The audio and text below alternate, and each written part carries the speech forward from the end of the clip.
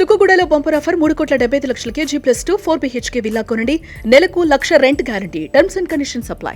So ఇప్పుడు dairy చైర్మన్గా ఉన్నారు కాబట్టి సో ఇప్పుడు యూజువల్గా చెప్పాలంటే Telangana Vijaya dairy is different and Andhra is different, అంతే కదా? ఇక్కడ ఆల్మోస్ట్ 4 లక్షల పైన ప్రొక్యూర్మెంట్ జరుగుతుంది. కానీ అంత అవసరం ఉందండి? అంటే వేస్ట్ ఆఫ్ మిల్క్ ఏం చేస్తుంటారు అసలుకి? ఏం లేదండి, డైరీ రంగానికి వచ్చినప్పుడు మీకు కొన్ని వాస్తవాలు తెలియాలి కాబట్టి తెలంగాణ రాష్ట్రం, అందులో ముఖ్యంగా హైదరాబాద్ ఏదైతే అర్బన్ ప్రాంతం ఉందో, సుమారు మనకు 25 లక్షల నుంచి 30 లక్షల కన్జంప్షన్ లీటర్ల పాలు అని డైలీ బేసిస్. అంటే 25 లక్షల లీటర్ల నుంచి 30 లక్షల లీటర్ల మార్కెట్ హైదరాబాద్లో ఉంది. కానీ తెలంగాణ రాష్ట్రం అనేది కొద్దిగా ఎక్కువ మటుకు అర్బన్ అండ్ సెమీ అర్బన్ పాపులేషన్తో కూడుకున్నటువంటి ప్రాంతం. అంటే సుమారు పట్టణ జనాభా ఆర్ పట్టణీకరణ జరిగినటువంటి ప్రాంతం ఏదైతే ఉందో సుమారు 40 నుంచి 45% ఉంది. కాబట్టి మనము more like consumption driven state. అంటే పాల వరకు వచ్చేసరికి మనం ఎక్కువగా వినియోగంలో ఉన్నాము, ఉత్పాదనలో లేము. సో ఉత్పాదన ఎక్కడి నుంచి జరుగుతుంది అని అంటే రూరల్ ప్రాంతాల్లో కొంచెం జరుగుతుంది. ముఖ్యంగా రంగారెడ్డి జిల్లా కానీ మహబూబ్నగర్ జిల్లా కానీ రూరల్ ప్రాంతాల్లో ఇంకా పాల ఉత్పత్తి జరుగుతూ ఉంది. కాకపోతే పక్క రాష్ట్రాలైనటువంటి ఏపీతోని కానీ, తమిళనాడుతో కానీ, మహారాష్ట్రతోని కానీ, లేకపోతే కర్ణాటకలో ఉత్పత్తి అవుతున్న పాలతో కంపేర్ చేస్తే మన దగ్గర పట్టణీకరణ ఎక్కువ జరిగింది కాబట్టి మన దగ్గర ఉత్పత్తి గణనీయంగా తక్కువ ఉంది. కాబట్టి మన దగ్గర మోర్ లైక్ కన్స్యూమర్ కాబట్టి బయట నుంచి మన దగ్గరికి ఎక్కువ పాలు వచ్చేదానికి ఆస్కారం ఉంటుంది తప్ప మరొకటి కాదు. ఫార్మర్స్ నుంచి కాకుండా బయట ప్రైవేట్ గా కూడా చాలా మంది పాలను ప్రొక్యూర్ చేసి, ఇప్పుడు చాలా మటుకు ప్రైవేట్ డైరీస్ ఉంటాయి. ఇప్పుడు హెరిటేజ్ కానీ, దొడ్ల కానీ, లేకపోతే ప్రైవేట్ రంగంలో ఉన్నటువంటి గోద్రేజ్ కానీ, లేకపోతే మస్కతి కానీ, లేకపోతే ఇట్లాంటి అనేక డైరీస్ పాలను బయట నుంచి ప్రొక్యూర్ చేసి ఇక్కడికి తీసుకొచ్చి అమ్ముతున్నాయి. ఇక్కడ అంత ప్రొడక్షన్ జరగట్లేదు అనమాట మిల్క్ కి సంబంధించినంత వరకు. మీరు ఇందాక చెప్పినట్టు సుమారు హైదరాబాద్ చుట్టుపక్కల ప్రాంతంలో కానీ, అంటే ఎందుకంటే ఇది రూరల్ గా ఉంది కాబట్టి ఇది స్పెసిఫిక్ గా డాటా చెప్పలేకపోవచ్చు. నాకున్న అంచనా ప్రకారం 40 లక్షల పైచులకు ఆవులు, 40 లక్షల పైచులకు గేదెలు తెలంగాణ రాష్ట్రానికి సంబంధించిన జీవాలకు సంబంధించిన పాపులేషన్. దీనికి సంబంధించినంత వరకు యావరేజ్గా మనం ఒకవేళ ఒక లీటర్ నుంచి 2 లీటర్లు, ఎందుకంటే చాలా మటుకు ఆవులు కానీ బర్రెలు కానీ ఉన్నా అని కూడా సరే పాలు ఇవ్వవు, ఒక్కొక్కసారి ఇవ్వలేవు. కాబట్టి సుమారు నేను అనుకుంటా ఒక 80 లక్షల లీటర్ల దాకా మనకు ఉత్పత్తి జరగచ్చు. కానీ చాలా చోట్ల ఇప్పుడు ఆదిలాబాద్ ఉంది, ఆదిలాబాద్కి సంబంధించిన ఉత్పత్తి అవుతున్న పాలు ఆదిలాబాద్లోనే కన్జ్యూమ్ అయిపోతాయి. ఏ గ్రామానికి సంబంధించిన పాలు ఇది అనార్గనైజ్డ్ మార్కెట్ అంటారు అన్నమాట. ఈ లూజ్ మిల్క్ సేల్ ఏ గ్రామ స్థాయిలో ఆ గ్రామ స్థాయిలో డైరీతో సంబంధం ఉండదు, డైరింగ్తో సంబంధం ఉండదు. అంటే మీరు ఏ ఊరికి ఈ రోజు పోయినా కూడా సరే, సిటీ చుట్టుపక్కల ఉన్నటువంటి ఎటువంటి ఊరిలో కూడా చిన్న రైతులు ఒకవేళ వాళ్ళు 2 ఆవులను 2 గేదెలను పెట్టుకుని ఒకవేళ పాల ఉత్పత్తి చేసినప్పుడు ఆ పాలను ఆ ఊర్లోనే చుట్టుపక్కల వాళ్ళకి అమ్మేస్తారో, లేకపోతే ఆ పాల కేంద్రం దగ్గర పక్కన వేరే వాళ్ళకి కన్స్యూమర్కి అమ్మేస్తారు, లేకపోతే టీ పాయింట్కి అమ్మేస్తారు తప్ప వాళ్ళు ఎవరికైనా అమ్ముకోవచ్చు. ఆ రైతులు చాలా మటుకు ఈ రోజు కూడా ఇండియా మొత్తంలో మీరు ఒకవేళ కంపేర్ చేస్తే యాక్చువల్ ఆర్గనైజ్ సెక్టర్కి వస్తున్నటువంటి పాలు 25-30% కూడా లేవు. 60-70% పాలు అన్ఆర్గనైజ్డ్ మార్కెట్లో లూజ్ మిల్క్ లాగానే సేల్ అయిపోతాయి అనమాట. సో అట్లా లూజ్ మిల్క్, ఎందుకంటే ఇండియా చాలా డైవర్స్గా ఉంది కదా. సో ప్రాసెస్ అవుతున్న డైరీలు కానీ లేకపోతే చిల్లింగ్ సెంటర్ల వ్యవస్థ ఇంకా కూడా ప్రతి గ్రామ స్థాయిలో లేదు. కాబట్టి ప్రజలకు కూడా, రైతులకు కూడా గ్రామ స్థాయిలో ఉన్నటువంటి వాళ్ళకి ఫ్రెష్ పాలు అలవాటు అనమాట. ప్యాకెట్ పాలు అవసరం లేదు వాళ్ళకి అందుబాటులో కూడా ఉన్నాయి. కాబట్టి 70% ఈ రోజు కూడా అన్ఆర్గనైజ్డ్ మార్కెటే ఉంది. ఆర్గనైజ్డ్ మార్కెట్ మటుకు తక్కువ.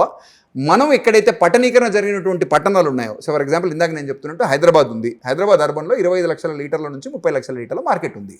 మన మార్కెట్కి అనుగుణంగా ప్రైవేట్ డైరీలు అయితేనేమి, గవర్నమెంట్ డైరీలు అయితేనేమి, కోఆపరేటివ్ రంగంలో ఉన్నటువంటి డైరీలు అయితేనేమి, మనం అందరం కలిసి ఈ డైరీలు అన్నీ కలిపి ఈ 20 లక్షల డిమాండ్ అనేది మనం మీట్ అవుతా ఉన్నాం. 25 నుంచి 30 లక్షలు. ఇందులో కూడా సుమారు 5-6 లక్షల లీటర్ల పాలు అన్ఆర్గనైజ్డ్. ఎందుకంటే సిటీ చుట్టుపక్కల ఉన్నటువంటి ఇప్పుడు శంకర్పల్లి ఉంది, శంకర్పల్లిలో ఎవరైతే చిన్న డైరీ పెట్టుకొని ఆ పాలను తీసుకొచ్చి మూకెళ్లలో అక్కడ ఇక్కడ అమ్ముతూ ఉంటారు అనమాట. లూజ్ మిల్క్ మార్కెట్ ఈ రోజు కూడా బాగా ఉంది. ఇందులో మీరు చెప్పినట్టు తెలంగాణ మిల్క్ ఏం చేస్తారండి హైదరాబాద్. ఇప్పుడు ఈరోజు మీరు మాట్లాడుతున్నారు కాబట్టి మనం ఫిబ్రవరి మాసంలో సుమారు మన సేల్స్ ఈ రోజు 3.5 లక్షల లీటర్ల దాకా సేల్ ఉంది ఈ రోజు. మాకు రైతుల నుంచి మేము ప్రొక్యూర్ చేయగలుగుతుంది మటుకు 2,70,000 నుంచి 2,80,000 లీటర్లే మేము ప్రొక్యూర్ చేయగలుగుతున్నాం. ఎందుకు అంటే లీన్ సీజన్లో ఎంటర్ అయినాం. అంటే ఎప్పుడైతే వింటర్ అయిపోయి ఇప్పుడిప్పుడే సమ్మర్ వస్తుంది అనుకునే టైంలో generally life cycle of an యానిమల్లో ఈ టైం తక్కువ ఉత్పత్తి జరిగే టైం. సో పాలలో కూడా లోటు బడ్జెట్లో ఉన్నారు. 100% పాల అంటే లోటు బడ్జెట్ అనే దానికంటే ఉత్పత్తి అయ్యే పాలే తక్కువ ఉన్నాయి. ప్రైవేట్ కంపెనీలో ప్రొక్యూర్ చేయగలుగుతున్నాయి లేదు పక్కన రాష్ట్రాల్లో కానీ మేము కానీ. ఇప్పుడు మాకు రైతుల నుంచి ఉత్పత్తి అవుతున్నదంత వరకు మేము కొంటా ఉంటాం. కానీ మాకు ఒకవేళ అవసరం అంతకంటే ఎక్కువ ఉందనుకోండి, ఫర్ ఎగ్జాంపుల్ ఇందాక నేను చెప్తున్నట్టుగా 2,70,000 2,80,000 నాకు ఫార్మర్ నుంచి వస్తా ఉంది. కానీ నేను అమ్మకాల మటుకు 3.5 లాక్ చేస్తున్నా. మరి 50-60 వేల లీటర్లు నేను ఎక్కడి నుంచో కొనాలి కదా. అది కర్ణాటకకు పోయి కర్ణాటక మిల్క్ ఫెడరేషన్ నుంచి కొంటానా, లేకపోతే మహారాష్ట్ర నుంచి పోయి ఇంకేదైనా కోఆపరేటివ్ రంగం నుంచి ఉన్నటువంటి డైరీ నుంచి కొంటానా, ఇక్కడ మన దగ్గర నుంచి ఉంటే ఇంకెవరైనా ఎక్సెస్ ఉన్న మిల్క్ ఉన్నటువంటి డైరీస్ నుంచి వాళ్ళ దగ్గర కొనొచ్చు. లేకపోతే జనరలీ సో ఇట్లా ప్రొక్యూర్మెంట్ అనేది మల్టిపుల్ సోర్సెస్. ఒకవేళ మన రైతుల నుంచి రాకపోతే మటుకు బయట నుంచి కొనేదానికి ఆస్కారం కొనొచ్చు, ఎక్కడి నుంచైనా కొనొచ్చు. బట్ అక్కడ నుంచి ప్యాకెట్లు వస్తే మటుకు యాక్సెప్ట్ చేయరు ఎందుకు తెలంగాణ డైరీ? ఎవరు చెప్తున్నారు? అదే ఆంధ్ర వాళ్ళు ఇక్కడ అమ్మకూడదు, ఇంత ముందు నెయ్యి అమ్మే వాళ్ళు, పెరుగు అమ్మే వాళ్ళు, ఇప్పుడు పాలలో కూడా వచ్చేసారు తెలంగాణ కాంపిటీషన్. దీనికి సంబంధించినంత వరకు మీకు కానీ ప్రజలకు కానీ తెలియాల్సింది ఏంటంటే, విజయ పేరు మీద మీరు మా రాష్ట్రంలో రాష్ట్రానికి సంబంధించిన ఏదైతే పాడి పరిశ్రమ అభివృద్ధి సంస్థ ఉందో, ఇది 2 రాష్ట్రాలు కలిపి ఉన్నప్పుడు విజయ అనేది ఉమ్మడికి సంబంధించిన బ్రాండ్. అవును. ఎప్పుడైతే రాష్ట్రాలు విడిపోయినాయో బ్రాండ్ ఇద్దరు వాడుకోవచ్చు, దాంట్లో ఏం తప్పులేదు. కానీ ఒకరి రాష్ట్రాల్లో మరొకరు వచ్చేసి వ్యాపారం చేద్దామని అనుకోవడం అనేది అది ఒక అంశం. దీంట్లో కూడా ఏమవుతుందంటే, ఈరోజు కూడా తెలంగాణకి సంబంధించిన పాడి పరిశ్రమ సంస్థ ఏదైతే విజయ తెలంగాణ ఉందో, మేము తెలంగాణ రాష్ట్రానికి సంబంధించిన రైతాంగం నుంచే పాల్గొంటా ఉన్నాము. సహకార రంగంలో ఇంకా పాల్గొంటా ఉన్నాము. మా బిఎంసీయూస్ 100 పైసలకి బిఎంసీయూస్ జిల్లాల్లో ఉన్నాయి, 10 చిల్లింగ్ సెంటర్లు ఉన్నాయి. మాకు మా హైదరాబాద్లో ఉన్నటువంటి 2 డైరీలతో కలుపుకొని జిల్లా స్థాయిలో ఇంకో 9 డైరీలు ఉన్నాయి. 11 డైరీలతోటి ప్రతిరోజు ఒక 11 లక్షల నుంచి 12 లక్షల లీటర్ల పాల సేకరణతో పాటు ప్రాసెసింగ్ చేసే కెపాసిటీ మా దగ్గర ఉంది. అయితే ఆంధ్రాకి సంబంధించినంత వరకు స్టేట్ ఫెడరేషన్ ఏదైతే ఉందో అన్ని జిల్లాలు విడిపోయినాయి. అక్కడ సేకరణ వ్యవస్థ కానీ లేకపోతే ప్రాసెస్ చేసే వ్యవస్థ కానీ ఫెడరేషన్ చేతుల్లో లేదు. ఫెడరేషన్ చేతుల్లో జస్ట్ బ్రాండ్ ఉంది తప్ప రైతులతోని సంబంధాలు కానీ వచ్చేది బ్రాండ్ అనేది ఇప్పుడు విజయ తెలంగాణ మటుకే తెలంగాణ రాష్ట్రానికి సంబంధించిన పాడి పరిశ్రమ అభివృద్ధి సంస్థ మన బ్రాండ్ విజయ తెలంగాణనే. ఇంకా స్వచ్ఛమైన పాలను రైతుల నుంచి ప్రొక్యూర్ చేసి ప్రాసెస్ చేసి మనమే అమ్ముతున్నాం. ఆంధ్రాకి సంబంధించిన విజయ మటుకు అది రైతాంగంలో ఆంధ్రాకి సంబంధించిన విజయ ఏదైతే ఉందో, ఆంధ్రప్రదేశ్ పాడి పరిశ్రమ అభివృద్ధి సంస్థ ఏదైతే ఉందో వాళ్ళ విజయ పేరుని బయట ప్రైవేట్గా లైసెన్సింగ్ కోసం అని చెప్పేసి ఇస్తూ ఉంది. ఆ లైసెన్సింగ్ ప్రైవేట్ కంపెనీస్ తీసుకొని ఇప్పుడు గుజరాత్లోనో మహారాష్ట్రలోనో ఘీ ప్యాక్ చేస్తూ ఉన్నారు. పేరు మటుకు విజయానే ఉంటుంది ప్రైవేట్గా. మీరు ప్యాకెట్ వెనకాల తిప్పి చూస్తే అది కన్నన్ డైరీ లేకపోతే ఇంకెక్కడో డైరీలో ప్యాక్ అయి ఉంటుంది. సో అట్లా ప్రైవేట్గా వాళ్ళు జస్ట్ విజయ లేబుల్ని వాళ్ళు ప్రైవేట్గా వేరే వాళ్ళకి అప్పచెప్పడం జరుగుతూ ఉంది. అట్లా ఘీ అప్పచెప్పారు, అట్లా పెరుగప్పచెప్పారు, తొందరలో పాలప్పచెప్పబోతూ ఉన్నారు. మేము తెలంగాణ రాష్ట్రంలో మా రాష్ట్ర రైతుల నుంచి పాల్గొనుకుంటూ మేమే సేకరిస్తూ మేమే చిల్లింగ్ చేస్తూ మేమే ప్రాసెస్ చేస్తూ మేమే కన్స్యూమర్కి స్వచ్ఛమైన పాలను అమ్ముతూ ఉంటే వాళ్ళు మటుకు ప్రైవేట్కి ఇచ్చుకుంటూ, అంటే వాళ్ళు బ్రాండ్ నమ్ముతున్నారు తప్ప పాలను నమ్మట్లా. సో ప్రజలు కూడా ఈ వాస్తవాలను గ్రహించాలా, ప్రజలకు కూడా తెలియాలా. విజయ పేరు మీద ఉట్టి విజయ అని వస్తే మటుకు అది ప్రైవేట్గా తయారవుతున్న పాల కిందనే భావించాలి తప్ప విజయ తెలంగాణ అంటేనే ఈ రాష్ట్ర పాడి పరిశ్రమ అభివృద్ధి సంస్థ తప్ప ఉట్టి విజయ పేరు మీద మటుకు ఎవరైనా పాలు కానీ పెరుగు కానీ అమ్మితే మటుకు అది 100% ప్రైవేట్ డైరీలో ప్రొక్యూర్ అవుతున్నటువంటి ప్రైవేట్ పాలు. వాళ్ళు ఏమీ దాంట్లో క్వాలిటీ నాణ్యత పరమైన ప్రమాణాలు పాటిస్తున్నారో తెలియదు. కాబట్టి ప్రజలు కన్స్యూమర్స్ కొంటున్నప్పుడు కొద్దిగా ఆలోచన చేసుకోవాల్సింది. చెప్పాలంటే విజయ కన్నా కూడా ప్రైవేట్ కంపెనీసే ఎక్కువ. మీరు ప్యాకెట్ వెనకాల మీరు ఓపెన్ చేసి చూసినట్టయితే ఉట్టి విజయ పేరు మీద ఈరోజు ఘీ అవైలబుల్ ఉంటుంది. ఏ సూపర్ మార్కెట్ పోయినా కూడా సరే మీరు ప్యాకెట్ వెనకాల తీసి చూడండి, Kannan dairy packed by marketed by so and so. అంటే వీళ్ళు విజయ అనే బ్రాండ్ని బయట ప్రైవేట్ కంపెనీస్కి లైసెన్స్ ఇస్తే వాడు లాభం కోసం పనిచేస్తాడు కదా. వాడు ఏం ఘీ అమ్ముతున్నాడు, అది మంచి క్వాలిటీ ప్రమాణాలు ఉందా లేదా అనేది ఎవరు వెరిఫై చేస్తున్నారు? విజయ అయితే వెరిఫై చేయట్లేదు కదా. కాబట్టి అనుమానం పడవలసిన అవసరం ఉంటుంది. మేము మటుకు విజయ తెలంగాణ ఏదైతే ఘీ ఉంటుందో మేము రైతుల నుంచి కొన్న పాల నుంచే మేమే ప్రాసెస్ చేసి మేమే తయారు చేస్తున్నటువంటిది. కాబట్టి ఇది ఒరిజినల్, ప్రజలు అర్థం చేసుకోవాల్సింది అది.